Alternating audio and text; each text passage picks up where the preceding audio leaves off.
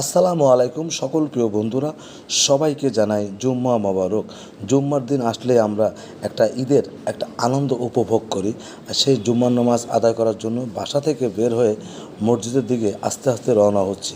যে বৃষ্টি শুরু হয়েছে আর কি আর বলবো, বৃষ্টিতে রাস্তাঘাটের অবস্থা খুবই খারাপ। আর জ্যাকসন ভাইয়ের ঘটি গরম চিরা ও চানাচুর এটাও পুরো শেষ। এখন আর ব্যবসাও ঠিক মতন করতে পারতেছি না। যাই হোক, আল্লাহ যেভাবে রাখছে আলহামদুলিল্লাহ। আমি অলরেডি মসজিদের কাছাকাছি চলে আসছি, আমাদের ফায়ার সার্ভিস জামে মসজিদ। আর মসজিদ থেকে বের হওয়ার পরপরই আমি যে সকল ব্যক্তিরা পৃথিবী থেকে বিদায় নিয়ে চলে গেছেন সবার জন্য দোয়া করতে হবে। এই জন্য আমরা নামাজ শেষ করে চলে যাব কবর জিয়ারত করতে। আর কবরস্থানের সামনে এসেই আমরা কবর জিয়ারত করব।